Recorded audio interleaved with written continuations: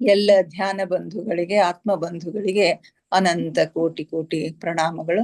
ಇಂದಿನ ಧ್ಯಾನ ಸ್ವಾಧ್ಯಾಯ ಸತ್ಸಂಗ ಕಾರ್ಯಕ್ರಮಕ್ಕೆ ತಮಗೆಲ್ಲರಿಗೂ ತುಂಬು ಹೃದಯದ ಸ್ವಾಗತ. ಮೊಟ್ಟ ಮೊದಲಿಗೆ ನಮ್ಮೆಲ್ಲರ ಧ್ಯಾನ ಗುರುಗಳಾದ ಪರಮ ಪೂಜ್ಯರಾದ ಬ್ರಹ್ಮಶ್ರೀ ಪಿತಾಮಹ ಡಾಕ್ಟರ್ ಸುಭಾಷ್ ಪತ್ರಿಜಿಯವರ ಚರಣ ಕಮಲಗಳಿಗೆ ವಂದಿಸುತ್ತಾ, ಗುರುಮಾತಾ ಸ್ವರ್ಣಮಾಲಾ ಅಮ್ಮನವರ ಪಾದ ಕಮಲಗಳಿಗೆ ನಮಿಸುತ್ತಾ, ನಮ್ಮೆಲ್ಲರ ಚೈತನ್ಯ ಶಕ್ತಿಯಾಗಿರ್ತಕ್ಕಂಥ ಮಹಾವತಾರ್ ಬಾಬಾ ಅವರನ್ನ ನನ್ನ ಮಂದಿರದಲ್ಲಿ ಸ್ಮರಿಸುತ್ತಾ, ನನ್ನ ಗುರುಗಳಾದ ತಟವಾಲಿ ಬಾಬಾ, ಬರ್ಫಾನಿ ಬಾಬಾ, ಮಹದಾನಂದ ಬಾಬಾಜಿಯವರನ್ನ ನಮ್ಮ ಹೃದಯ ಮಂದಿರದಲ್ಲಿ ಸ್ಮರಿಸುತ್ತಾ, ನಮ್ಮ ಮಾರ್ಗದರ್ಶಕ ಗುರುಗಳಾದ ಡಾಕ್ಟರ್ ಜೀವಂದರ್ ಕೇತಪ್ಪ ಸರ್ ಅವರಿಗೆ ವಂದಿಸುತ್ತಾ, ಅಯ್ಯಪ್ಪ ಪಿಂಡಿ ಸರ್ ಅವರಿಗೆ ವಂದಿಸುತ್ತಾ, ಎಲ್ಲ ಆಸ್ಟ್ರಲ್ ಮಾಸ್ಟರ್ಸ್ ಗಳಿಗೆ, ಪಿರಮಿಡ್ ಮಾಸ್ಟರ್ಸ್ ಗಳಿಗೆ ವಂದಿಸುತ್ತಾ, ಸೀತಾ ಮಾತೆ, ಯಶೋಧರಾ ಮಾತೆ, ವಸುಂಧರ ಮಾತೆಯರಿಗೆ ವಂದಿಸುತ್ತಾ, ಅವರೆಲ್ಲರ ಚೈತನ್ಯ ಶಕ್ತಿಯೊಂದಿಗೆ ನಮ್ಮ ಚೈತನ್ಯ ಶಕ್ತಿಯನ್ನ ಅನುಸಂಧಾನಗೊಳಿಸುತ್ತಾ ನಾವಿಂದಿನ ಸ್ವಾಧ್ಯಾಯವನ್ನ ಆರಂಭಿಸೋಣ. ಮಾಸ್ಟರ್ಸ್, ನಿಮಗೆಲ್ಲ ಗೊತ್ತಿರೋ ಹಾಗೆ ಸ್ವಾಧ್ಯಾಯ ಆತ್ಮಾಯಣದ ಸ್ವಾಧ್ಯಾಯದಲ್ಲಿ ನಾವು ಇದ್ದೇವೆ. ಮತ್ತೊಂದು ಸಾರಿ ಒಂದು ಅವಲೋಕನವನ್ನ ನಾನು ಈ ಪುಸ್ತಕದ ಮೇಲೆ ಮಾಡ್ತಾ ಇದ್ದೀನಿ. ತುಂಬಾ ದೊಡ್ಡದಾಗಿರ್ತಕ್ಕಂಥ ಪುಸ್ತಕ ಇರೋದ್ರಿಂದ ತುಂಬಾ ಸಮಗ್ರವಾಗಿರ್ತಕ್ಕಂಥ ಚರ್ಚೆಯನ್ನ ನಾವು ಈಗಾಗಲೇ ಮಾಡಿದ್ವಿ. ಆದ್ರೂ ಕೂಡ ಕೆಲವೊಂದು ಪಾಯಿಂಟ್ಸ್ ಗಳನ್ನ ಮಾಡ್ಕೊಂಡ್ರೆ ನಮ್ಗೆ ಇನ್ನು ನೆನಪಿನಲ್ಲಿ ಉಳಿಲಿಕ್ಕೆ ಸಾಧ್ಯದ ಅಂತಕ್ಕಂಥ ಒಂದು ದೃಷ್ಟಿಯಿಂದ ನಿನ್ನೆ ಕ್ಲಾಸ್ ನಲ್ಲಿ ಕೆಲವೊಂದು ಪಾಯಿಂಟ್ಸ್ ಗಳನ್ನ, ಅಂದ್ರೆ ಅವರು ಸೂಕ್ಷ್ಮ ಲೋಕದ ಪಯಣವನ್ನ ಶುರು ಮಾಡೋವರೆಗೆ ಏನೇನು ಸಂಗತಿಗಳನ್ನ ಚರ್ಚೆ ಮಾಡಿದ್ದಾರೆ ಅನ್ನೋದನ್ನ ತಿಳ್ಕೊಂಡಿದ್ವಿ. ಇವತ್ತು ಗುರುಗಳವ್ರಿಗೆ ಹೇಳ್ತಾರೆ ಎಲ್ಲ ಸಂಗತಿಗಳನ್ನ, ಆ ಸೂಕ್ಷ್ಮ ಲೋಕದ ಎಲ್ಲ ಸಂಗತಿಗಳನ್ನ ವಿವರವಾಗಿ ತಿಳಿಸ್ತಾ ನೀನೇ ಸ್ವತಃ ಒಂದು ಸಾರಿ ಸೂಕ್ಷ್ಮ ಲೋಕದ ಪ್ರಯಾಣವನ್ನ ಮಾಡು ಅಂತಕ್ಕಂಥ ಸಲಹೆಯನ್ನ ಕೊಡ್ತಾರೆ. ಅದಕ್ಕಾಗಿ ನೀನು ಸಿದ್ಧನಾಗಿರ್ಬೇಕು, ಏನೇನೋ ಮುನ್ನೆಚ್ಚರಿಕೆಯನ್ನ ತಗೋಬೇಕು ಅಂತಕ್ಕಂಥದ್ದನ್ನ ಅವರು ಹೇಳ್ತಾರೆ. ಅಂದ್ರೆ ಆ ಅವಧಿಯಲ್ಲಿ ನೀವು ಡ್ರಿಂಕ್ಸ್ ತಗೋಬಾರ್ದು, ಆಮೇಲೆ ಮಾಂಸಾಹಾರವನ್ನ ಸೇವಿಸಬಾರ್ದು, ಅಂತಕ್ಕಂಥ ಕೆಲವೊಂದು ಕಂಡೀಷನ್ಸ್ ಗಳನ್ನ ಹೇಳಿ ನೀನು ಸಿದ್ಧನಾಗು ಅಂತ ಹೇಳಿರ್ತಾರೆ. ನಂತರ ಗುರುಗಳು ಹೇಳಿದ ಎಲ್ಲ ರೂಲ್ಸ್ ಗಳನ್ನ ಫಾಲೋ ಮಾಡಿ ಸಿದ್ಧರಾಗಿ ಪೀಟರ್ ರಶ್ಲೋ ಅವರು ಸೂಕ್ಷ್ಮ ಶರೀರ ಯಾನಕ್ಕೆ ಸಿದ್ಧರಾಗ್ತಾರೆ. ಗುರುಗಳು ಹೇಳಿದ ಹಾಗೆ ಲೈಟ್ ಆಗಿ ಹಿತಮಿತವಾಗಿರ್ತಕ್ಕಂಥ ಆಹಾರವನ್ನ ತೆಗೆದುಕೊಂಡು ಬೇಗನೆ 10 ಗಂಟೆ ಒಳಗಾಗಿ 9:45 ಎಲ್ಲಾನು ಅವರು ಒಂದು ಟ್ಯಾಬ್ಲೆಟ್ ಅನ್ನ ಕೊಟ್ಟಿರ್ತಾರೆ. ಆ ಟ್ಯಾಬ್ಲೆಟ್ ಅನ್ನು ತೆಗೆದುಕೊಂಡು ಹಾಸಿಗೆ ಮೇಲೆ ಮಲಗ್ತಾರೆ. ಮಲಗಿದ ತಕ್ಷಣ ಅವರಿಗೆ ನಿದ್ರೆ ಬರುತ್ತೆ. ನಿದ್ರೆ ಆವರಿಸಿದ ತಕ್ಷಣ ಅವರ ದೇಹದಿಂದ ಸೂಕ್ಷ್ಮ ಶರೀರ ನಿಧಾನವಾಗಿ ಹೊರಗೆ ಬರುವುದು ಅವರ ಅನುಭವಕ್ಕೆ ಬರುತ್ತೆ. ಹೊರಗೆ ಬಂದು ಆ ತಮ್ಮ ರೂಮಿನಲ್ಲಿನೇ ನಿಂತ ಅನುಭವ ಆಗುತ್ತೆ.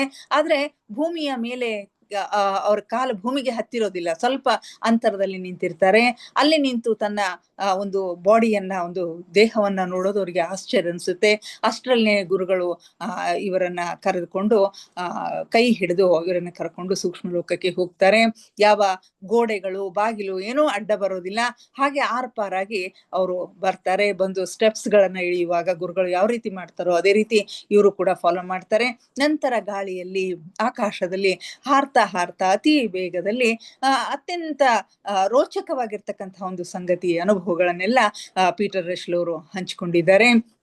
ಆ ಮೊದಲ ಸೂಕ್ಷ್ಮ ಪ್ರಯಾಣದಲ್ಲಿ ಅವರು ಮೊಟ್ಟ ಮೊದಲಿಗೆ ಸೂಕ್ಷ್ಮ ಲೋಕದಲ್ಲಿ ಇರ್ತಕ್ಕಂಥ ತನ್ನ ತಮ್ಮ ಚಾರ್ಲ್ಸ್ನ ಬಳಿಗೆ ಬರ್ತಾರೆ. ಅವರ ಸೂಕ್ಷ್ಮ ಲೋಕದ ಪಯಣ ಲಂಡನ್ ನಿಂದನೇ ಶುರುವಾಗುತ್ತೆ. ಯಾಕಂತಂದ್ರೆ ಅವರು ಲಂಡನ್ ವಾಸಿಗಳಾಗಿರೋದ್ರಿಂದ ಮುಂದೆ ಓದ್ತಾ ನಮ್ಗೆ ಗೊತ್ತಾಗಿದೆ, ಯಾರು ಯಾವ ದೇಶದ ಪ್ರಜೆ ಆಗಿರ್ತಾರೋ ಆ ದೇಶದ ಒಂದು ಕಲ್ಪನೆಯನ್ನೇ ಅವರು ಮಾಡ್ಕೋತಾರೆ. ಹೀಗಾಗಿ ಅದೇ ಅಲ್ಲಿ ಕಂಡು ಬರುತ್ತೆ. ಹೀಗಾಗಿ ಲಂಡನ್ ನಿಂದನೇ ಅವರ ಪ್ರಯಾಣ ಶುರುವಾಗುತ್ತೆ.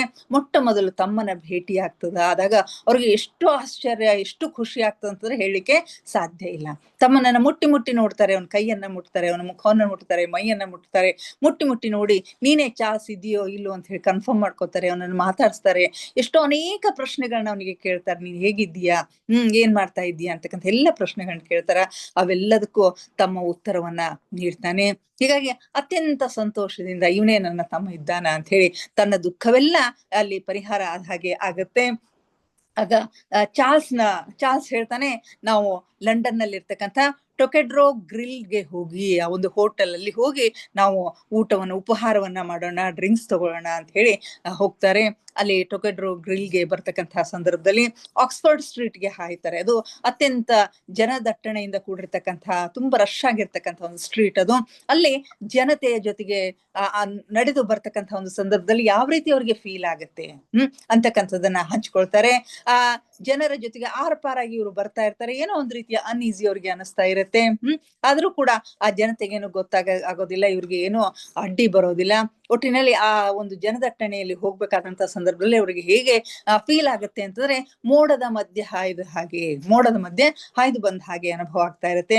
ಅದೆಲ್ಲವನ್ನ ಪಾರ್ ಮಾಡ್ಕೊಂಡು ಬಂದು ಆಕ್ಸ್ಫರ್ಡ್ ಸ್ಟ್ರೀಟ್ ನಲ್ಲಿ ಬಂದು ಆ ಒಂದು ಟೊಕೆಡ್ರೋ ಗ್ರಿಲ್ ನಲ್ಲಿ ಉಪಹಾರವನ್ನ ಮಾಡ್ತಾರೆ, ಡ್ರಿಂಕ್ಸ್ ಅನ್ನ ಮಾಡ್ತಾರೆ. ನಂತರ ಲಂಡನ್ನಿನಲ್ಲಿ ಇರ್ತಕ್ಕಂಥ ಆಮೇಲೆ ಇನ್ನೊಂದು ಆ ಹೋಟೆಲ್ ನಲ್ಲಿ ಎಲ್ಲಿ ಕೂಡ್ಬೇಕು ಅಂತಕ್ಕಂಥದ್ದು ಎಲ್ಲ ಸಾಮಾನ್ಯವಾಗಿ ಎಲ್ಲ ಜನರು ಇರ್ತಕ್ಕಂತಹ ಟೇಬಲ್ಗಳಲ್ಲಿ ಕೂತ್ರೆ ಯಾವ ರೀತಿಯ ಒಂದು ಅನ್ಈಸಿನೆಸ್ ಅಲ್ಲಿರ್ತಕ್ಕಂತಹ ಇತರ ಜನರಿಗೆ ಅನುಭವ ಆಗ್ತದ ಅಂತಕ್ಕಂಥದ್ದನ್ನು ಹಂಚಿಕೊಂಡಿದ್ದಾರೆ. ಹೀಗಾಗಿ ಚಾರ್ಲ್ಸ್ ತನ್ನ ಕಲ್ಪನಾ ಲೋಕದಿಂದ ತನ್ನದೇ ಆಗಿರ್ತಕ್ಕಂಥ ಒಂದು ರೂಮ್ ಅನ್ನ, ತನ್ನದೇ ಆಗಿರ್ತಕ್ಕಂಥ ಟೇಬಲ್ ಕುರ್ಚಿಗಳನ್ನ ಸಿದ್ಧ ಮಾಡ್ತಾನೆ, ತನ್ನದೇ ಆಗಿರ್ತಕ್ಕಂಥ ಒಬ್ಬ ವೇಟರ್ ಅನ್ನ ಸೃಷ್ಟಿ ಮಾಡ್ತಾನೆ. ಅವನು ಬಂದು ಇವ್ರಿಗೆಲ್ಲ ಆರ್ಡರ್ ಅನ್ನ ಕೊಡ್ತಾನೆ, ಏನೇನ್ ಬೇಕೋ ಅದೆಲ್ಲ ತರಿಸ್ಕೊಂಡು ತಿಂದು ಅವರು ತಮ್ಮ ತುಂಬಾ ಎಂಜಾಯ್ ಮಾಡಿರೋದು ಅಲ್ಲಿ ಕಂಡು ಬರ್ತಾ ಇದೆ. ಲಂಡನ್ನ ಅಷ್ಟಾದ್ಮೇಲೆ ತಮ್ಮ ಮನೆಗೆ ಹೋಗ್ತಾರೆ. ಲಂಡನ್ ನಲ್ಲಿ ಇರ್ತಕ್ಕಂಥ ತಮ್ಮ ಮನೆಗೆ ಹೋಗ್ತಾರೆ. ಎಷ್ಟೋ ವರ್ಷದ ಹಿಂದೆ ಆ ಮನೆಯನ್ನ ಮಾರಾಟ ಮಾಡಿರ್ತಾರೆ, ಬೇರೆ ಯಾರೋ ಇರ್ತಾರೆ, ಆದ್ರೂ ಕೂಡ ಅಲ್ಲಿ ಹೋಗಿ ಇವ್ರಿಗೆ ಯಾವ ಅಡ್ಡಿಯೂ ಅಲ್ಲಿ ಆಗೋದಿಲ್ಲ. ರಾತ್ರಿ ವೇಳೆಯಲ್ಲಿ ಅಲ್ಲಿ ಹೋಗ್ತಾರೆ, ಅಲ್ಲಿ ಯಾರ್ದೋ ಇರೋದನ್ನ ನೋಡ್ತಾರೆ. ತಮ್ಮ ರೂಮ್ಗಳನ್ನ, ತಾವು ವಾಸ ಮಾಡಿರ್ತಕ್ಕಂಥ ರೂಮ್ಗಳಲ್ಲಿ ಯಾರೋ ಇದ್ದಾರೆ, ಯಾರೋ ಕಬ್ಜಾ ಮಾಡ್ಕೊಂಡಿದ್ದಾರೆ ಅನ್ನೋ ಅನುಭವ ಇವರಿಗೆ ಬರುತ್ತೆ. ಆದ್ರೆ ಅಲ್ಲಿನ ಹೊರಗಿನ ಲಾನ್ ಅವರೆಲ್ಲ ಆಟ ಮಾಡಿದ್ದು ಅಲ್ಲಿ ಯಾವ ವ್ಯತ್ಯಾಸನೂ ಆಗಿರೋದಿಲ್ಲ. ಆ ಒಂದು ಅನುಭವವನ್ನು ಕೂಡ ತುಂಬಾ ಮಾರ್ಮಿಕವಾಗಿ ಇಲ್ಲಿ ಹಂಚಿಕೊಂಡಿರೋದನ್ನ ನಾವು ಕಾಣ್ತಾ ಇದ್ದೀವಿ. ಇನ್ನು ಆ ಹೋಟೆಲ್ ನಲ್ಲಿ ಹೋದಂತ ಸಂದರ್ಭದಲ್ಲಿ ಗೆಳೆಯ ರಾಯ್ ಚಾಂಪಿಯನ್ ಅನ್ನ ಭೇಟಿ ಆಗ್ತಾರೆ. ಚಾರ್ಲ್ಸ್ನ ಗೆಳೆಯ ಅಲ್ಲಿ ಬರ್ತಾನೆ, ಅವನನ್ನ ರಾಯ್ ಚಾಂಪಿಯನ್ ಅಂತಕ್ಕಂಥವನ್ನ ಭೇಟಿ ಆಗ್ತಾನೆ. ಅವನು ಕೂಡ ಸ್ವಲ್ಪ ದಿನಗಳ ಹಿಂದೆ ಯುದ್ಧದಲ್ಲಿ ವೀರ ಮರಣವನ್ನ ಹೊಂದಿರ್ತಾನೆ. ಅವನ ಜೊತೆಗೆ ಸೂಕ್ಷ್ಮ ಲೋಕದ ಬಗ್ಗೆ ಏನೆಲ್ಲ ವಿಚಾರಗಳನ್ನ ಕೇಳಿ ಅವನ ಅನುಭವ ನಿನ್ಗೆ ಹೇಗನ್ಸುತ್ತೆ, ಈ ಸೂಕ್ಷ್ಮ ಲೋಕದಲ್ಲಿ ಹೇಗನ್ಸುತ್ತೆ ಅಂತಕ್ಕಂಥ ಎಲ್ಲ ಅನುಭವಗಳನ್ನ ಕೇಳ್ಕೊಂಡು ಇವರು ಪೀಟರ್ ರಶ್ಲೆ ಅವರು ತಿಳ್ಕೊತಾರೆ. ಮತ್ತು ಅವನು ತನ್ನ ಗೆಳತಿಗಾಗಿ ವೇಟ್ ಮಾಡ್ತಾ ಇದ್ದೀನಿ ಅಂತಕ್ಕಂಥ ಸಂಗತಿಯನ್ನ ಹೇಳ್ತಾನೆ. ಗೆಳತಿ ಬಂದ ತಕ್ಷಣ ಅವರು ಇವರಿಂದ ಬೀಳ್ಕೊಂಡು ಹೊರಟು ಹೋಗ್ತಾರೆ. ಆ ಒಂದು ಅಪರೂಪದ ಜೋಡಿಯನ್ನ ನೋಡಿದಾಗ ತುಂಬಾ ಅಪರೂಪವಾಗಿರ್ತಕ್ಕಂಥ, ತುಂಬಾ ಸುಂದರವಾಗಿರ್ತಕ್ಕಂಥ ಜೋಡಿ ಅಂತ ಹೇಳಿ ಪೀಟರ್ ರಶ್ಲೆ ಅವರಿಗೆ ಅನಿಸುತ್ತೆ. ಇನ್ನು ಹಾಗೆ ಮುಂದೆ ಬರ್ತಾ ಅಲ್ಲಿ ಯುದ್ಧದ ಸಮಯ, ಯುದ್ಧ ವಿಮಾನ ಬಾಂಬ್ ದಾಳಿಯಿಂದ ಯುದ್ಧ ವಿಮಾನ ಒಂದು ಬೆಂಕಿಗೆ ಆಹುತಿಯಾಗುತ್ತೆ. ಯುದ್ಧ ನಡೆದಂತಹ ಸಂದರ್ಭದಲ್ಲಿ ಬಹಳಷ್ಟು ಸಂಖ್ಯೆಯಲ್ಲಿ ಯುವಕರು ಮರಣವನ್ನ ಹೊಂದತಕ್ಕಂತಹ ಸಂದರ್ಭದಲ್ಲಿ ಈ ಸೂಕ್ಷ್ಮ ಲೋಕದ ಸಹಾಯಕರು ಯಾವ ರೀತಿ ಸಹಾಯ ಮಾಡ್ತಾರೆ, ಯಾವ ರೀತಿ ಅವ್ರ ಕೆಲಸವನ್ನ ಮಾಡ್ತಾರೆ ಅನ್ನೋದನ್ನ ತೋರಿಸಿಕೊಡ್ಬೇಕಾಗಿರ್ತದೆ. ಹೀಗಾಗಿ ಗುರುಗಳು ಆ ಯುದ್ಧ ವಿಮಾನದ ಹಿಂದೆ ಹೋಗ್ತಾರೆ. ಅಲ್ಲಿ ಏನ್ ನಡೀತದ ಅನ್ನೋದು ಬಹುಶಃ ಅವರಿಗೆ ಗೊತ್ತಾಗಿರುತ್ತೆ. ಅವರು ಅದನ್ನ ಬೆನ್ನಟ್ಟಿಕೊಂಡು ಹೋದ ತಕ್ಷಣ ಪೀಟರ್ ರಶ್ಲೆ ಅವರು ಹಿಂದೆ ಹೋಗ್ತಾರೆ. ಅಲ್ಲಿ ಸ್ವಲ್ಪ ದೂರದಲ್ಲಿ ಹೋದ ತಕ್ಷಣ ಆ ವಿಮಾನ ಏನಾಗುತ್ತೆ, ಬೆಂಕಿಗೆ ಆಹುತಿಯಾಗಿ ಅದು ಸುಟ್ಟು ಕರಕಲಾಗತ್ತೆ. ಅದ್ರೊಳಗಿರ್ತಕ್ಕಂಥ ಪೈಲಟ್ ಏನದಲ್ಲ, ಅವನು ಕೆಳಗಡೆ ಬಿದ್ದ್ಬಿಡ್ತಾನೆ. ಆಗ ಆ ಪೈಲಟ್ ಬಿದ್ದಿರ್ತಕ್ಕಂಥ ಒಂದು ಸ್ಥಳಕ್ಕೆ ಹೋಗ್ತಾರೆ. ಅವನಿಗೆ ಸಹಾಯ ಮಾಡ್ಬೇಕು ಅಂತಕ್ಕಂಥ ಸಂಗತಿಯಿಂದ ಗುರುಗಳು ಹೋಗ್ತಾರೆ. ಆ ಸಂದರ್ಭದಲ್ಲಿ ಆ ಯುವಕ ಮರಣವನ್ನ ಅಪ್ಪಿದ್ದಾನೆ. ಅವನ ಭೌತಿಕ ದೇಹ ಭೂಮಿಯ ಮೇಲೆ ಕರಕಲಾಗಿ ಬಿದ್ದಿದೆ.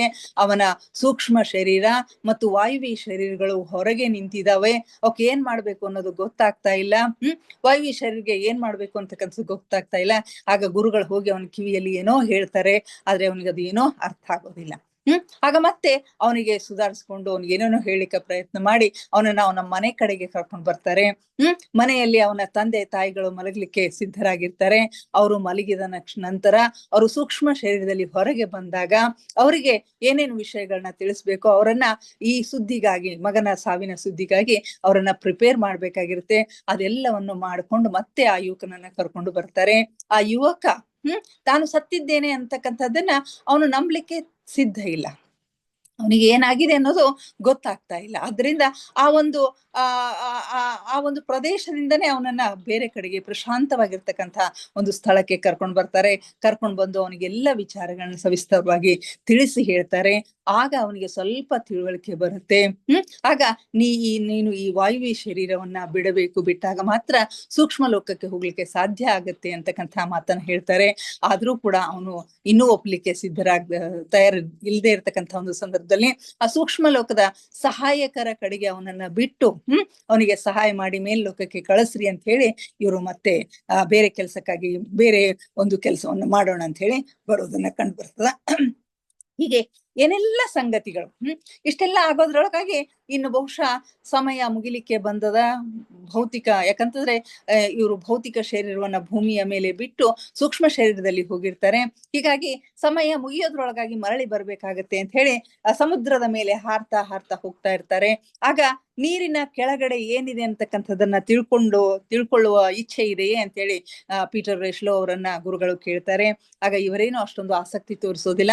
ಆದರೂ ಕೂಡ ನಮ್ಮ ಸಮಾನಾಂತರ ಲೋಕದಲ್ಲಿ ಇರ್ತಕ್ಕಂಥ ಸೂಕ್ಷ್ಮ ಸ್ತರದ ಇತರ ಅನೇಕ ಜೀವಿಗಳೊಂದಿಗೆ ನಾವು ಸಂಪರ್ಕಿಸಬಹುದಾಗಿದೆ ಅಂತ ಹೇಳಿ ಅವರನ್ನ ಆ ಭೂಮಿಯ ಕೆಳಗಡೆ ಕರ್ಕೊಂಡು ಹೋಗ್ತಾರೆ. ಮೀನುಗಳು ಮತ್ತು ಪಕ್ಷಿಗಳು ಪರಿಪೂರ್ಣತೆಯನ್ನ ತಲುಪಿದಾಗ ಅವು ಮಾನವರಾಗದೆ ಬೇರೊಂದು ಮಾರ್ಗದಿಂದ ಸಾಗಿ ದೇವ ಅಥವಾ ದೇವದೂತರಾಗಿ ಮುಂದೆ ಹೋಗ್ತಾರೆ ಅಂತಕ್ಕಂಥ ಸಂಗತಿಯನ್ನ ಹೇಳ್ತಾರೆ. ಈ ನೀರಿನಲ್ಲಿರ್ತಕ್ಕಂತಹ ಮೀನುಗಳು ಮತ್ತು ಆಕಾಶದಲ್ಲಿ ಹಾರಾಡ್ತಕ್ಕಂತಹ ಪಕ್ಷಿಗಳು ಇವು ತಮ್ಮ ಪರಿಪೂರ್ಣತೆಯನ್ನ ಅಂದ್ರೆ ಆತ್ಮದ ವಿಕಾಸ ಸಂಪೂರ್ಣವಾಗಿರ್ತಕ್ಕಂಥ ವಿಕಾಸವನ್ನ ಪಡೆದುಕೊಂಡು ಪರಿಪೂರ್ಣತೆಯನ್ನ ತಲುಪಿದಾಗ ಅವರು ಮಾನವರಾಗದೇನೆ ಅವ್ರು ಏನಾಗ್ತಾರೆ, ದೇವರಾಗ್ತಾರೆ, ದೇವದೂತರಾಗಿ ಅವರು ಮುಂದೆ ಹೋಗ್ತಾರೆ ಅಂತಕ್ಕಂಥ ಸಂಗತಿಗಳನ್ನ ಹೇಳ್ತಾರೆ. ಮತ್ತು ಸಮುದ್ರದ ತಳದಲ್ಲಿ ಹಾಗೆ ಹೋಗ್ತಾರೆ. ಪ್ರಾರಂಭದಲ್ಲಿ ಪೀಟರ್ ರೆಶ್ಲೆ ಅವ್ರಿಗೆ ಸ್ವಲ್ಪ ಹೆದರಿಕೆ ಆಗುತ್ತೆ, ಸಮುದ್ರದಲ್ಲಿ ಹೇಗೆ ಹೋಗೋದು ಅಂತ ಹೇಳಿ. ಯಾವಾಗ ನಾನು ಸೂಕ್ಷ್ಮ ಶರೀರದಲ್ಲಿ ಇದ್ದೇನೆ, ಈಗ ಉಸಿರಾಟದ ಒಂದು ತೊಂದರೆ ನನಗೆ ಆಗೋದಿಲ್ಲ ಅಂತಕ್ಕಂಥದ್ದು ಗೊತ್ತಾಗುತ್ತೋ ಆಗ ಸಮುದ್ರದ ಆಳದಲ್ಲಿ ಹೋಗ್ತಾರೆ. ಆಳದಲ್ಲಿ ಹೋದಾಗ ಅದು ಒಂದು ಉದ್ಯಾನ ಆಗಿರ್ತದ. ಸಮುದ್ರದ ಆಳ ನಿಜವಾಗಿಯೂ ತುಂಬಾ ಸುಂದರವಾಗಿರ್ತಕ್ಕಂಥ ಒಂದು ಉದ್ಯಾನ ಆಗಿರ್ತದ. ಬಣ್ಣ ಬಣ್ಣದ ಬಂಡೆಗಲ್ಲುಗಳಲ್ಲಿ ಇರ್ತಾವು. ಆ ಕಡೆ ಈ ಕಡೆ ಗುಹೆಗಳು ಇರ್ತವೆ.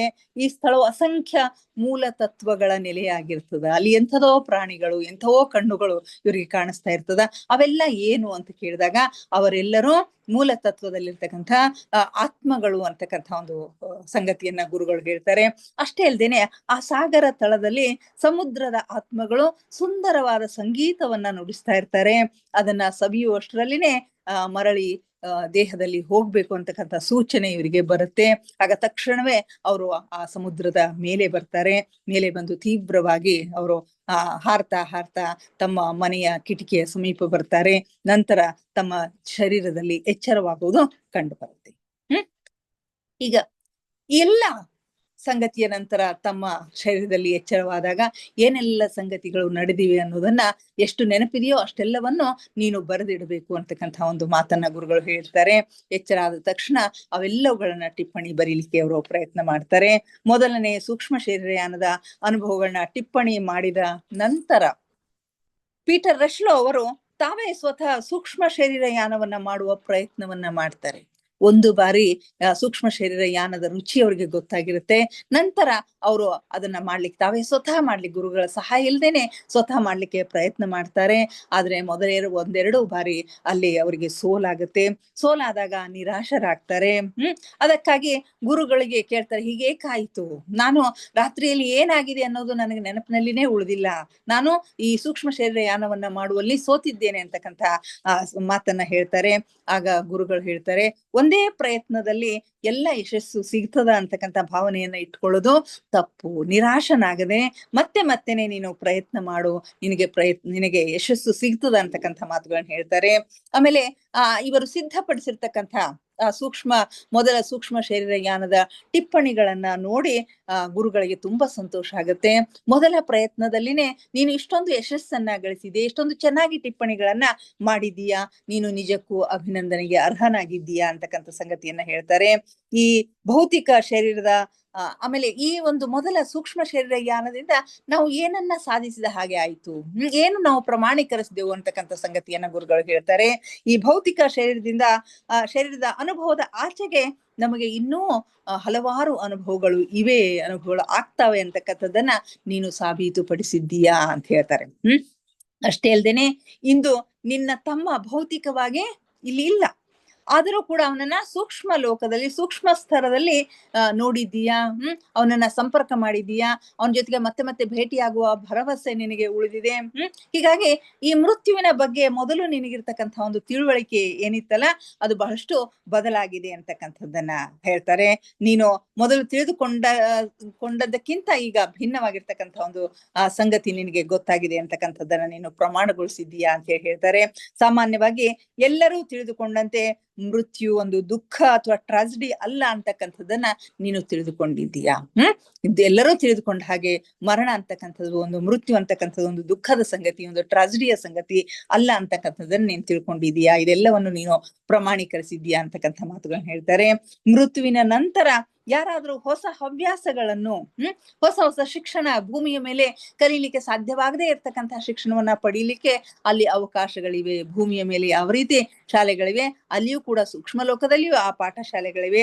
ಅಲ್ಲಿ ನಿಮಗೇನು ಬೇಕೋ ಅವೆಲ್ಲವುಗಳನ್ನ ನೀವು ಕಲಿಬಹುದು ಅಂತಕ್ಕಂಥ ಮಾತನ್ನ ಹೇಳ್ತಾರೆ. ಸೂಕ್ಷ್ಮ ಜಗತ್ತಿನ ಸ್ಥಾಯಿ ನಿವಾಸಿಗಳು ಈ ಶಾಲೆಗಳ ಹುಡುಕಾಟದಲ್ಲಿ ಇರ್ತಾರೆ. ಯಾರಿಗೆ ಏನೇನು ಕಲಿಬೇಕಾಗಿದೆಯೋ ಕಲಿತಾರೆ, ಯಾರಿಗೆ ಏನನ್ನ ಕಲಿಸಬೇಕಾಗಿದೆಯೋ ಅವೆಲ್ಲವುಗಳನ್ನ ಕಲಿಸ್ಲಿಕ್ಕೆ ಅವರು ಸಿದ್ಧರಾಗಿ ಇರ್ತಾರೆ. ಇಂತಹ ಹವ್ಯಾಸಗಳು ಇಲ್ಲದ ಜನರು ಕೂಡ ಇರ್ತಾರೆ. ಸಾಮಾನ್ಯವಾಗಿ ಯಾವ್ದಾದ್ರು ಒಂದು ಹವ್ಯಾಸ ಇರ್ತಕ್ಕಂಥ ಜನರು ಸೂಕ್ಷ್ಮ ಲೋಕದಲ್ಲಿ ಬಹಳಷ್ಟು ಸುಖವಾಗಿ ಇರ್ತಾರೆ, ಸಂತೋಷದಿಂದ ಇರ್ತಾರೆ ಅಂತಕ್ಕಂಥದ್ದನ್ನ ನಾವು ಕೇಳಿದ್ದೀವಿ. ಇಂತಹ ಹವ್ಯಾಸ ಇಲ್ಲದೆ ಇರ್ತಕ್ಕಂಥವ್ರು ಇರ್ತಾರೆ. ಅವರು ಬಹುಶಃ ಹಿರಿಯ ದಂಪತಿಗಳು ಆಗಿರ್ತಾರೆ. ಅವರಿಗೆ ಪಾರಿವಾರಿಕ ಜೀವನದಲ್ಲಿನೇ ಹೆಚ್ಚಿನ ಆಸಕ್ತಿ ಇರುತ್ತೆ. ಅಲ್ಲಿಯೂ ಕೂಡ ಸೂಕ್ಷ್ಮ ಲೋಕದಲ್ಲಿಯೂ ಕೂಡ ತಮ್ಮದೇ ಆಗಿರ್ತಕ್ಕಂಥ ಒಂದು ಮನೆಯನ್ನ ಮಾಡ್ಕೊಂಡು, ತಮ್ಮದೇ ಆಗಿರ್ತಕ್ಕಂಥ ಗಾರ್ಡನ್ ಅನ್ನ ಮಾಡ್ಕೊಂಡು, ತಮ್ಮದೇ ಆಗಿರ್ತಕ್ಕಂಥ ಕೆಲಸಗಾರನ ಇಟ್ಕೊಂಡು ಸುಖವಾಗಿ ಅವರು ಬದುಕಲಿಕ್ಕೆ ಇಷ್ಟಪಡ್ತಾ ಇರ್ತಾರೆ ಅಂತ. ಇನ್ನು ಒಬ್ಬರಿಗೊಬ್ಬರು ಅನುರೂಪವಲ್ಲದ ಈ ಜೋಡಿಗಳು ಕೂಡ ಅಲ್ಲಿ ಇರ್ತಾರೆ. ಅನುರೂಪವಾಗಿರ್ತಕ್ಕಂತಹ ಜೋಡಿಗಳು ಇರೋದಷ್ಟೇ ಅಲ್ದೇನೆ ಅನುರೂಪವಲ್ಲದ ಈ ಜೋಡಿಗಳು ಕೂಡ ಅಲ್ಲಿ ಇರ್ತವೆ. ಆದ್ರೆ ಅವರು ಎಷ್ಟು ದಿವಸ ಕೂಡಿರ್ತಾರೋ ಅಷ್ಟು ದಿವಸ ಅವ್ರಿಗೆ ಒಬ್ರಿಗೊಬ್ಬರಿಗೆ ಅವರು ಸಹಾಯಕವಾಗಿನೇ ಇರ್ತಾರೆ ಅಂತಕ್ಕಂಥ ಸಂಗತಿಯನ್ನ ಇಲ್ಲಿ ಬಹಳಷ್ಟು ಮಾರ್ಮಿಕವಾಗಿ ತಿಳಿಸಿ ಹೇಳಿದ್ದಾರೆ. ಪ್ರತಿಯೊಬ್ಬ ವ್ಯಕ್ತಿಗೆ ಒಬ್ಬ ಆತ್ಮ ಸಂಗಾತಿ ಅಂತಕ್ಕಂಥವ್ರು ಇರ್ತಾರೆ. ಅವರನ್ನು ಹುಡುಕಿಕೊಳ್ಳುವ ಕೆಲಸ ಮಾಡ್ಬೇಕು ಅಂತಕ್ಕಂಥ ಮಾತನ್ನು ಇಲ್ಲಿ ಹೇಳ್ತಾರೆ. ಅನೇಕ ವಿಷಮತೆಗಳನ್ನು ಸಹಿಸಿದ ನಂತರವೇ ನಾವು ಧೈರ್ಯವನ್ನ ಪಡೀಲಿಕ್ಕೆ ಸಾಧ್ಯ ಆಗ್ತದ, ಧೈರ್ಯದ ಶಿಕ್ಷಣವನ್ನ ಪಡೀಲಿಕ್ಕೆ ಸಾಧ್ಯ ಆಗ್ತದ.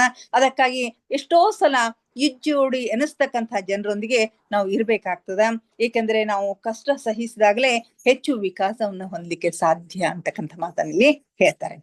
ಅನೇಕ ವಿಷಮತೆಗಳನ್ನ ಸಹಿಸಿದಾಗಲೇ ನಮಗೆ ಏನ್ ಬರುತ್ತೆ, ಕಷ್ಟಗಳನ್ನ ಸಹಿಸ್ತಕ್ಕಂಥ ಒಂದು ಧೈರ್ಯ ಬರ್ತದ. ಧೈರ್ಯದ ಒಂದು ಶಿಕ್ಷಣವನ್ನು ನಾವು ಪಡಿತೀವಿ. ಎಷ್ಟೋ ಸಲ ಇಜ್ಜೋಡು ಅನಿಸ್ತಕ್ಕಂಥವ್ರ ಜೊತೆಗೆ ಅಂತ ಜನರ ಜೊತೆಗೆ ಇರ್ಬೇಕಾಗಿರ್ತಕ್ಕಂಥ ಒಂದು ಸಂದರ್ಭ ನಮ್ಗೆ ಬರ್ತದ. ಯಾಕಂದ್ರೆ ಈ ಕಷ್ಟಗಳನ್ನ ಸಹಿಸಿದಾಗಲೇ ನಮ್ಮ ವಿಕಾಸ, ಆತ್ಮದ ವಿಕಾಸ ಹೆಚ್ಚಾಗ್ಲಿಕ್ಕೆ ಸಾಧ್ಯ ಅಂತಕ್ಕಂಥ ಮಾತನ್ನ ಹೇಳ್ತಾರೆ. ಈ ಸೂಕ್ಷ್ಮ ಲೋಕದ ಸೂಕ್ಷ್ಮ ಲೋಕದ ಚೇತನದಲ್ಲಿ 7 ಸ್ತರಗಳಿವೆ, 7 ವಲಯಗಳಿವೆ ಅಂತಕ್ಕಂಥದ್ದನ್ನ ಹೇಳ್ತಾರೆ.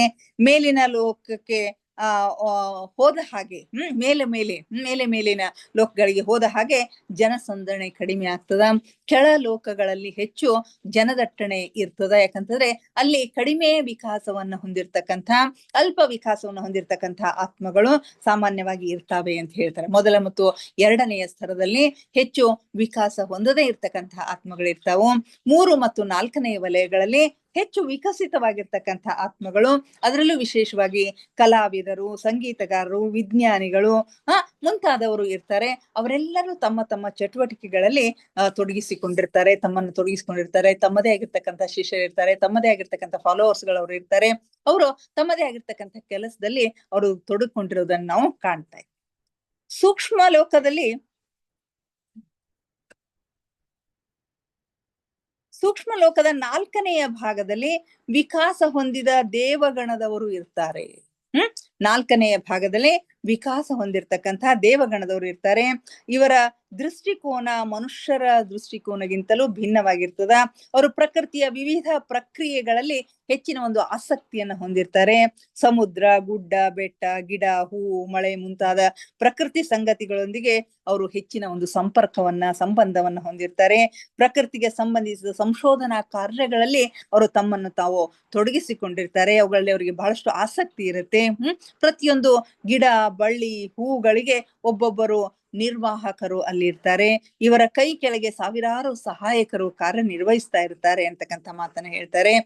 ಮತ್ತು ಇತ್ತೀಚೆಗೆ ನಾಗರಿಕತೆಯ ಹೆಸರಿನಲ್ಲಿ ಮನುಷ್ಯ ಅತಿಕ್ರಮಣದಿಂದ ಕಡಿದು ಹಾಕಿರ್ತಕ್ಕಂತಹ ಗಿಡಗಳನ್ನ, ಸಸಿಗಳ ಜಾಗದಲ್ಲಿ ಹೊಸ ಗಿಡಗಳನ್ನ ನೆಡ್ತಕ್ಕಂಥ ಒಂದು ಕೆಲಸವನ್ನ ಅವರು ಮಾಡ್ತಾರೆ ಅಂತಕ್ಕಂಥ ಸಂಗತಿ ಇಲ್ಲಿ ಗೊತ್ತಾಗ್ತದೆ. ಹೀಗೆ ದೇವ ಜಾತಿಯ ಜನರ ಕಾರ್ಯಾಚರಣೆಯನ್ನ ಬಹು ಮಾರ್ಮಿಕವಾಗಿ ಇಲ್ಲಿ ಹೇಳಿದ್ದಾರೆ. ಅವರು ಕೃಷಿಯೊಂದಿಗೆ ಹೆಚ್ಚು ಸಂಪರ್ಕವನ್ನು ಹೊಂದಿರ್ತಾರೆ.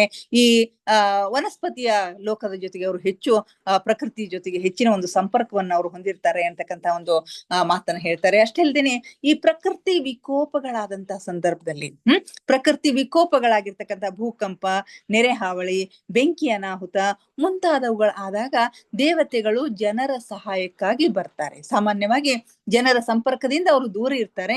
ಇಂಥ ಸಂಗತಿಗಳು ಘಟಿಸಿದಾಗ, ಪ್ರಕೃತಿ ವಿಕೋಪಗಳು ಘಟಿಸಿದಂತ ಒಂದು ಸಂದರ್ಭದಲ್ಲಿ ಅವರ ಸಹಾಯಕ್ಕಾಗಿ ತಂಡೋಪಾದಿಯಲ್ಲಿ ಬಂದು ಸಹಾಯ ಮಾಡ್ತಾರೆ. ಆಮೇಲೆ ಈ ಪ್ರಕೃತಿ ವಿಕೋಪಗಳ ಹಿಂದೆ ಈ ದೇವತೆಗಳ ಕೈವಾಡ ಇರುತ್ತೆ ಅಂತಕ್ಕಂಥ ಮಾತನ್ನು ಕೂಡ ಇಲ್ಲಿ ಹೇಳ್ತಾರೆ. ಇಷ್ಟೆಲ್ಲವನ್ನ ಹೇಳಿ ನಾನು ನಿನ್ನನ್ನು 2ನೆಯ ಸೂಕ್ಷ್ಮ ಶರೀರಯಾನಕ್ಕೆ ಕರೆದುಕೊಂಡು ಹೋಗ್ತೀನಿ, ಅದಕ್ಕಾಗಿ ಸಿದ್ಧನಾಗು ಅಂತಕ್ಕಂಥ ಮಾತನ್ನ ಹೇಳ್ತಾರೆ. ಮೊದಲ ಸೂಕ್ಷ್ಮ ಶರೀರಯಾನದ ಟಿಪ್ಪಣಿಗಳನ್ನೆಲ್ಲ ನೋಡಿ ಅವ್ರಿಗೆ ಏನ್ ಹೇಳ್ಬೇಕು ಅದೆಲ್ಲವನ್ನ ಹೇಳಿ, ಇನ್ನು ಸೂಕ್ಷ್ಮ ಲೋಕದ ಅನೇಕ ಸಂಗತಿಗಳನ್ನ ತಿಳಿಸುವುದರ ಮುಖಾಂತರ ನಿನ್ನನ್ನು 2ನೇ ಬಾರಿ ಸೂಕ್ಷ್ಮ ಶರೀರಯಾನಕ್ಕೆ ಕರೆದುಕೊಂಡು ಹೋಗ್ತೀನಿ, ಅದಕ್ಕಾಗಿ ನೀನು ಸಿದ್ಧನಾಗಿ ಇರು ಅಂತಕ್ಕಂಥ ಮಾತನ್ನ ಹೇಳ್ತಾರೆ. ಈ 2ನೆಯ ಸೂಕ್ಷ್ಮ ಶರೀರಯಾನದ ಸಂಗತಿಗಳನ್ನ ನಾಳೆ ಚರ್ಚೆ ಮಾಡೋಣ ಮಾಸ್ಟರ್ಸ್. ಇವತ್ತಿಗೆ ಇಂದಿನ ಸ್ವಾಧ್ಯಾಯವನ್ನ ಮುಗಿಸೋಣ. ದಯವಿಟ್ಟು ಎಲ್ಲರೂ ಧ್ಯಾನಕ್ಕೆ ಸಿದ್ಧರಾಗಿ ಯಾವುದಾದ್ರೂ ಸ್ಥಿರ ಸುಖಾಸನದಲ್ಲಿ ಕುಳಿತುಕೊಳ್ಳಿ. ಕಾಲುಗಳನ್ನ ಕ್ರಾಸ್ ಮಾಡ್ಕೊಡ್ರಿ. ಕೈ ಬೆರಳುಗಳನ್ನ ಒಂದ್ರೊಳಗೊಂದು ಸೇರಿಸ್ಕೊಡ್ರಿ. ಕನ್ನಡಕವನ್ನ ತೆಗೆಯಿರಿ. ಕಣ್ಣುಗಳನ್ನ ನಿಧಾನವಾಗಿ ಮುಚ್ಚಿ. ದೇಹದ ಯಾವ ಭಾಗದಲ್ಲಿಯೂ ಬಿಗಿತ ಬೇಡ. Relax relax relax please. ಮುಖದ ಮೇಲೆ ಮಂದಹಾಸವಿರಲಿ.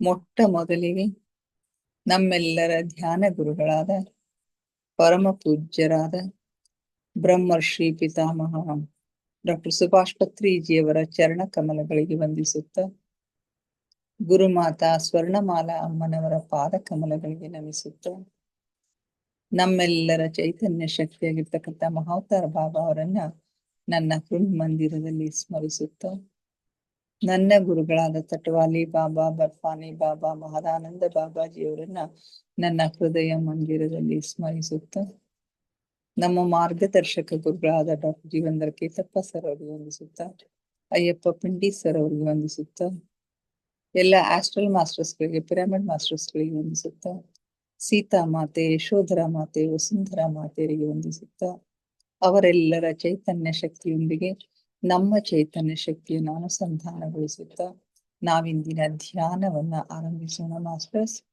ನಮ್ಮ ಈ ಧ್ಯಾನಕ್ಕೆ ಅವರೆಲ್ಲರನ್ನು ನಾವು ಆತ್ಮಪೂರ್ವಕವಾಗಿ ಆಹ್ವಾನಿಸೋಣ. ಅವರೆಲ್ಲರೂ ಜ್ಯೋತಿ ಸ್ವರೂಪದಲ್ಲಿ ಬಂದು ನಮ್ಮ ಜೊತೆಗೆ ಕುಳಿತು ಧ್ಯಾನಿಸುತ್ತಿದ್ದಾರೆ ಎಂದು ಭಾವಿಸಿಕೊಳ್ಳುತ್ತಾ ನಾವಿಂದಿನ ಧ್ಯಾನವನ್ನ ಆರಂಭಿಸೋಣ ಮಾಸ್ಟರ್ಸ್. ಕೇವಲ ಸಹಜ ಶ್ವಾಸದ ಮೇಲೆ ಗಮನ. ಪ್ರಕೃತಿ ಸಹಜವಾದ ಉಸಿರಾಟವಿರಲಿ. ಒಳ ಹೋಗುವ ಉಸಿರು, ಹೊರ ಬರುವ ಉಸಿರನ್ನು ಏಕಧಾರೆಯಾಗಿ ನಿರಂತರವಾಗಿ ಗಮನಿಸಿ ಮಾಸ್ಟರ್ಸ್.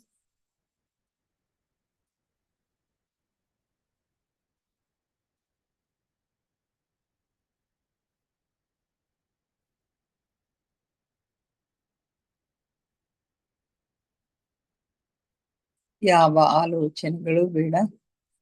ಆಲೋಚನೆಗಳು ಬಂದರೆ ಅವುಗಳನ್ನ ಬದಿಗೆ ಸರಿಸಿ ಮತ್ತೆ ಉಸಿರಿನ ಮೇಲೆ ಗಮನ ಹರಿಸಿ ಮಾಸ್ಟರ್ಸ್. ಒಂದೊಂದು ಉಸಿರು ನಿಮ್ಮ ಗಮನಕ್ಕೆ ಬಾರದೆ ಹೋಗದಿರಲಿ. ಯಾವಾಗ ನಿಮ್ಮ ಗಮನ ಸಂಪೂರ್ಣವಾಗಿ ಉಸಿರಾಟದ ಮೇಲೆ ಕೇಂದ್ರೀಕೃತವಾಗಿದೆಯೋ ಆಗ ನಿಮ್ಮ ಆಲೋಚನೆಗಳು ಶೂನ್ಯವಾಗುತ್ತವೆ, ಮನಸ್ಸು ಶಾಂತವಾಗುತ್ತದೆ, ಧ್ಯಾನ ಸಿದ್ಧಿಸುತ್ತದೆ.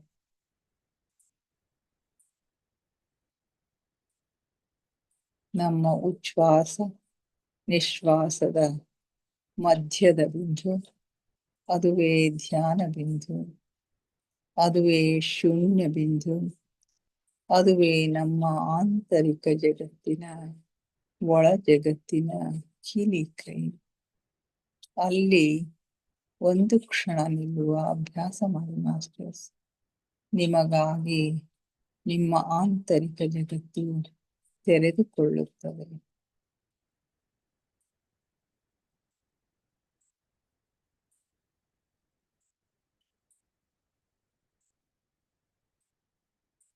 ಆಲಿಸಿ ಆಲಿಸಿ ಸೂಕ್ಷ್ಮ ನಾದಗಳನ್ನು, ಸೂಕ್ಷ್ಮ ಸ್ವರಗಳನ್ನು ಆಲಿಸಿ. ದಿನದ 24 ಗಂಟೆ ನಿರಂತರವಾಗಿ ಸಂಗೀತ ಸೇವೆಗೈಯುವ ಜೀರುಂಡೆಗಳ ನಾದವನ್ನ ಆಲಿಸಿ, ಘಂಟಾನಾದವನ್ನ ಆಲಿಸಿ, ಓಂಕಾರ ನಾದವನ್ನ ಆಲಿಸಿ. ನೀವೆಷ್ಟು ಸೂಕ್ಷ್ಮಗಳನ್ನು ಆಲಿಸಲು ಸಮರ್ಥರಾಗುತ್ತೀರೋ ಅಷ್ಟು ನಿಮ್ಮ ಒಳಲೋಕದ ಆಗುಹೋಗುಗಳು, ಮೇಲು ಲೋಕದ ಆಗುಹೋಗುಗಳು ನಿಮ್ಮ ಗಮನಕ್ಕೆ ಸ್ಪಷ್ಟವಾಗಿ ಗೋಚರಿಸುತ್ತವೆ ಮಾಸ್ಟರ್ಸ್. ಒಬ್ಬ ಸಾಧಕ ನಿರಂತರವಾಗಿ ಸೂಕ್ಷ್ಮಗಳನ್ನು ಆಲಿಸುವ ಅಭ್ಯಾಸ ಮಾಡಬೇಕು.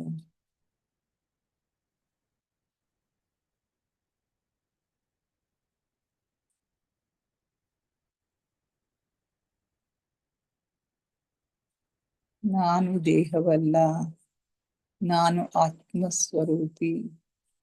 ನನ್ನ ಉಸಿರೇ ನನ್ನ ಗುರು.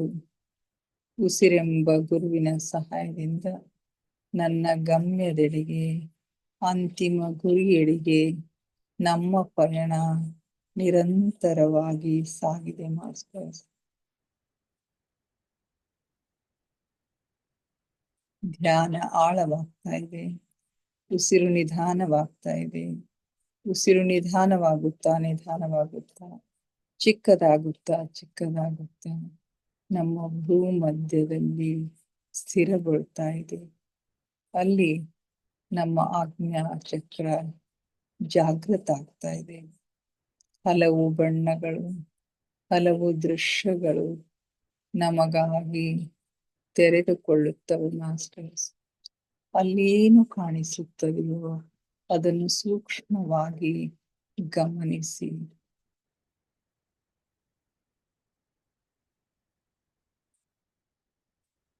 ಆಳವಾದ ಧ್ಯಾನದ ಹಾಲ್ಗಡಲಿನಲ್ಲಿ ನಿಮ್ಮನ್ನು ನೀವು ಮುಳುಗಿಸಿ ಮಾಸ್ಟರ್ಸ್.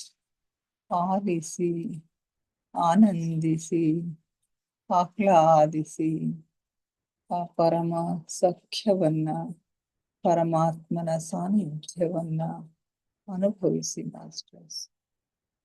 ಆ ಪರಮ ಪ್ರಕಾಶದೊಂದಿಗೆ, ಪರಂಜ್ಯೋತಿಯೊಂದಿಗೆ ಲೀನವಾಗಿ ಮಾಸ್ಟರ್ಸ್.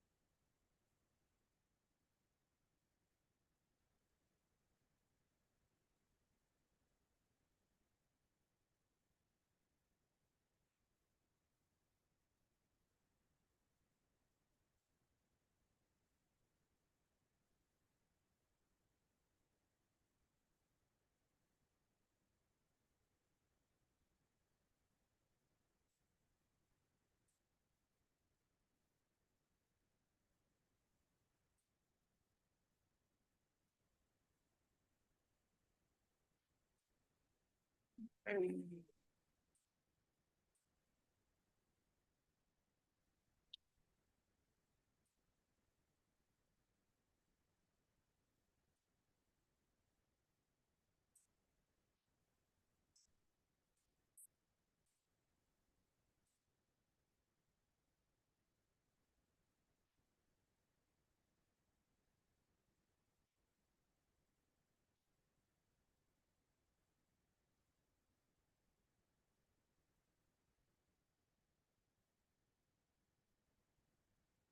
ಹ್ಮ್.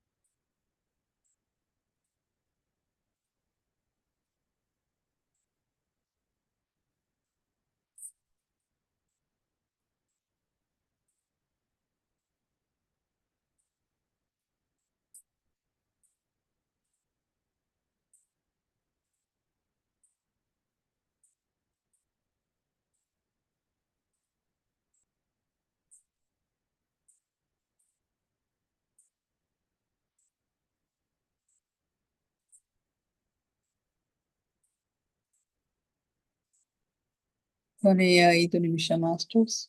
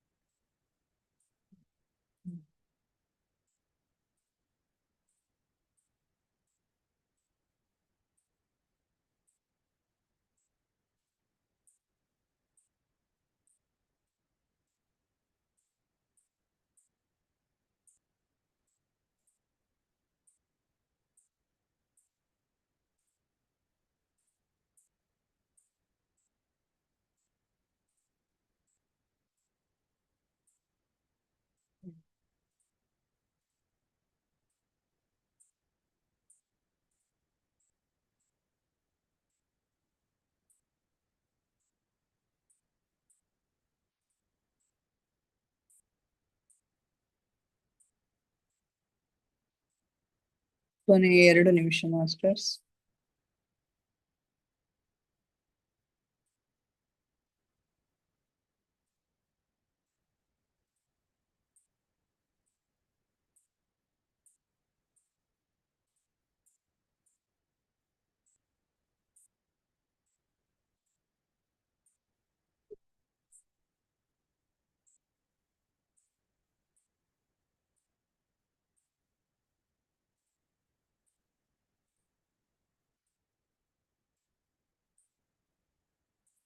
ಕೊನೆಯ 1 ನಿಮಿಷ.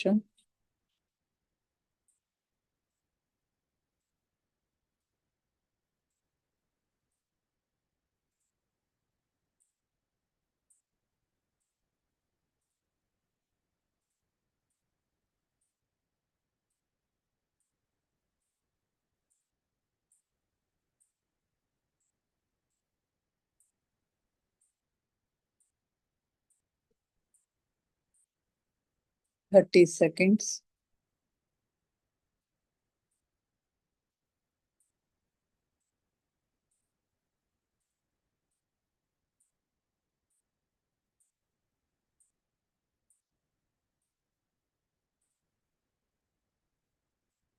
Ten seconds.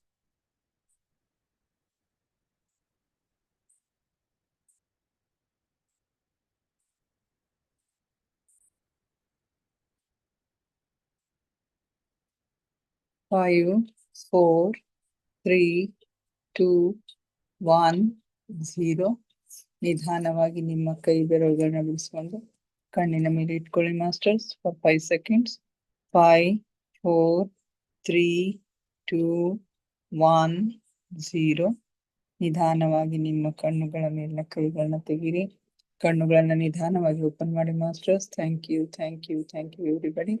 ನಮ್ಮ ಧ್ಯಾನಕ್ಕೆ ಶಕ್ತಿಯನ್ನ ನೀಡಿ ನಮ್ಮೊಂದಿಗೆ ಕುಳಿತು ಧ್ಯಾನಿಸಿದ ಎಲ್ಲ ಮಾಸ್ಟರ್ಸ್ಗಳಿಗೆ ಅನಂತ ಕೋಟಿ ಕೋಟಿ ಧನ್ಯವಾದಗಳನ್ನ ಅರ್ಪಿಸುತ್ತಾ ನನ್ನೊಂದಿಗೆ ಧ್ಯಾನಿಸುವ ತಮಗೆಲ್ಲರಿಗೂ ಮತ್ತೊಮ್ಮೆ ಧನ್ಯವಾದಗಳನ್ನ ಅರ್ಪಿಸುತ್ತಾ thank you, thank you, thank you everybody.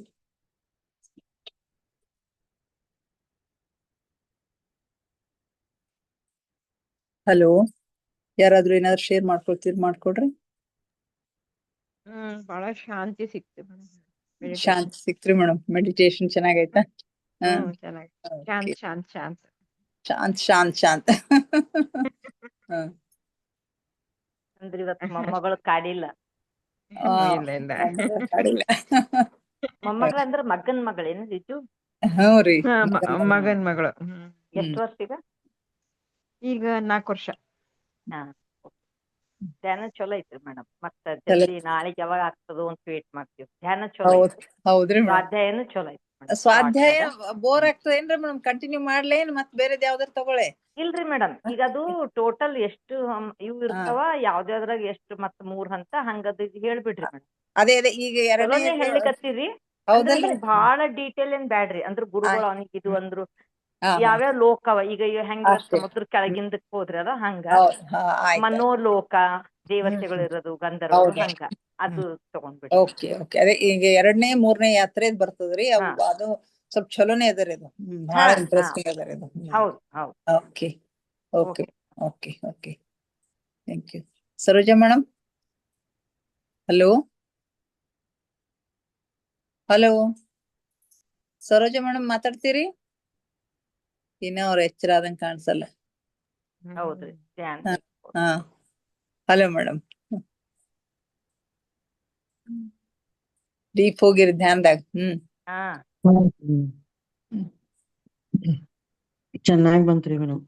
ಚೆನ್ನಾಗ್ ಬಂತು. ಸ್ವಾಧ್ಯಾಯ ಚೆನ್ನಾಗ್ ಬಂತ್ರಿ. ಹಾ, ಧ್ಯಾನ ಡೀಪ್ ಇತ್ರಿ ಮೇಡಮ್. ಓಕೆ